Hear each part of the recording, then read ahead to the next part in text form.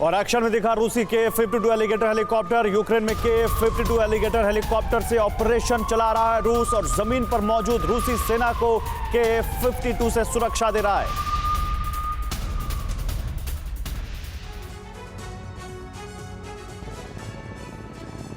रूस ने अपने सबसे ताकतवर हेलीकॉप्टर को जंग के मैदान में उतार दिया है। हर मौसम में आसमान से कहर बरपाने वाला ये जंगी हेलीकॉप्टर वैसे तो कई बार यूक्रेन का शिकार बन चुका है, लेकिन एक दो हमले से रूस का कुछ बिगड़ने वाला नहीं है। लिहाजा रूसी K-52 एलिगेटर हेलीकॉप्टर एक बार फिर से एक्शन में है। रूस इससे जमीन पर मौजूद अपनी सेना की मदद कर रहा है और ये मदद एक के बाद एक हमलों को अंजाम देकर की जा रही है। K-52 हेलीकॉप्टर यूक्रेनियों पर तबाही बरसा रहा है। जंग के 27वें दिन भी रूस की आक्रामकता में कोई कमी नहीं आई है। वो यूक्रेन के हर शहर में खतरनाक हथियारों का जखीरा भेज रहा है। इसके लिए आसमान और जमीन एक कर दी गई है। राजधानी कीव पर कब्जा करने की चाहत में पुतिन ने ट्रेन के जरिए सैन्य उपकरणों का जखीरा भेजना शुरू कर दिया है। रूसी टैंक और सैन्य वाहनों से लदी ट्रेन का एक ऐसा ही वीडियो सामने आया है। रूस की ये तैयारी बता रही है कि अब पुतिन की सेना कीव पर कब्जा करने के लिए जोरदार हमला करने वाली है। कीव के अभेद किले को ध्वस्त करने के लिए रूसी सेना विध्वंसक हमले कर रही है। कीव पर दनादन बमबारी हो रही है।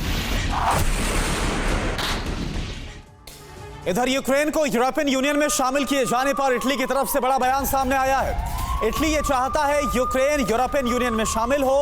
इटली के प्रधानमंत्री मारियो द्राघी ने जाहिर की है अपनी इच्छा।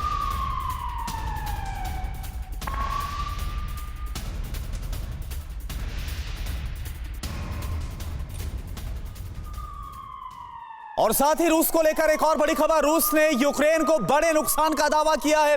26 दिन के युद्ध में यूक्रेन को बहुत बड़ा नुकसान पहुंचा है। रूस की तरफ से यह बड़ा दावा।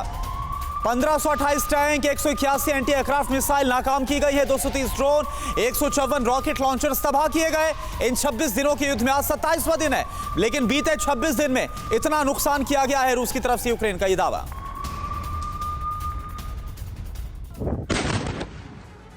जंग के 27वें दिन यूक्रेन की सरजमी पर मौत नाच रही है। हर तरफ कहर बरपा है। शहर के शहर खंडहर हो रहे हैं। लाखों लोग बेघर हो रहे हैं। इसी बीच दोनों मुल्क जंग में हावी होने का दावा कर रहे हैं। रूस ने एक बार फिर से तबाही का नया आंकड़ा पेश किया है। पहले दिन से लेकर आज तक यूक्रेन पर कितनी तबाही बरसाई गई, इसका जोखा दिया है। रूस ने दावा किया है कि उसने अब तक यूक्रेन के 230 एरियल व्हीकल तबाह किए, 181 anti aircraft missile, 1528 tank, 154 rocket, 602 mortar, 1312 सैनिक वाहन तबाह कर दिए हैं।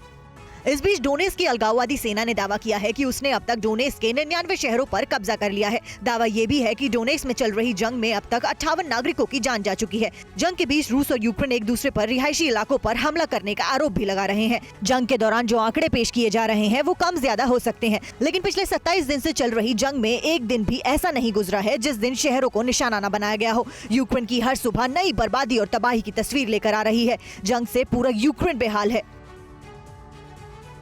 परवाह देश की, सोमवार से शुक्रवार रात 10 बजे TV9 भारतवर्ष पर।